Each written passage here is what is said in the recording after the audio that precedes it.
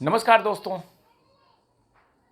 कभी कभी लोग आवेश में आकर के कोई ऐसी कदम उठा लेते हैं जिससे कि पूरा परिवार, पूरा समाज सब परेशान होता है और सब शक में और दुख में आ जाता है।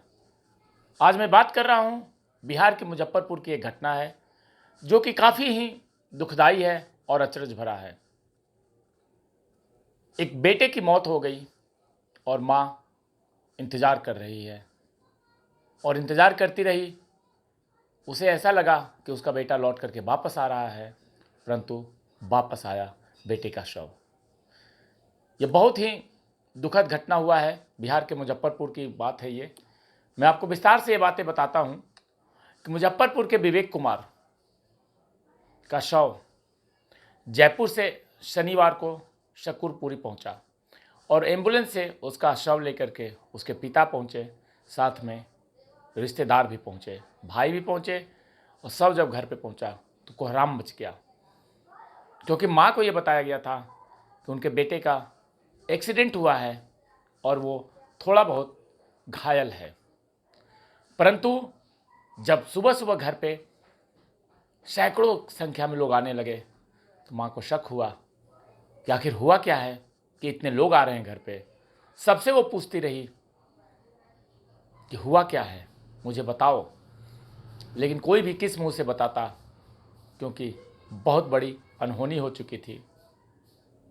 और जैसे ही माँ ने बेटे का शव को देखा, बेहोश हो गई, दहाड़ मार करके रोने लगी, क्योंकि एक ऐसी घटना हो गई थी जिसका कोई उम्मीद भी नहीं किया था।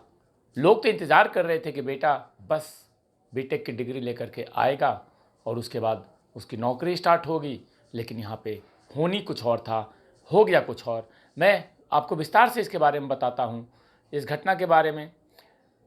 जो लड़के के पिता हैं उनका ये कहना है कि बेटा जयपुर में रह रहा था। वो कह रहे हैं कि लड़की वालों ने ज़रूर धमकाया होगा, प्रेम प्रसंग का मामला था, डर से विवेक ने अपनी जान दे दी। उन्होंने कहा, मुझे विवेक के प्रेम संबंध के बारे में उतना पता नहीं था। अगर वह कहता कि मुझे उससे शादी करनी है तो हम लोग को कोई आपत्ति नहीं होती, खुशी खुशी उसकी शादी करवा देते।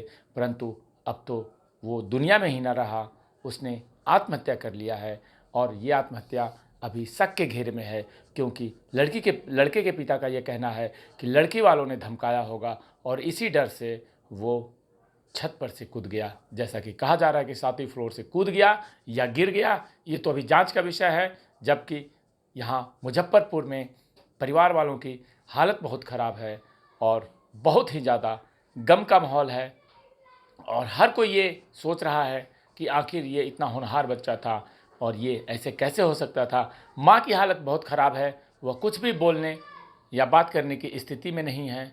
आसपास के लोग उनकी हालत देख करके उन्हें पकड़ रहे हैं, छींटा मार रहे हैं पानी का, और हर कोई ये चाह रहा है कि आखिर उनको थोड़ा सा होश आए, थोड़ा सा वो परेशान न हो। लेकिन कैसे कोई परेशान न होगा, आखिर बेटे की मौत जो हो गई है, और बेटा का मौत जो कि सॉफ्टवेयर इंजीनियर बन करके वो लौट रहा था, परंतु इंजीनियर ना बना और उसका शव वापस आ गया।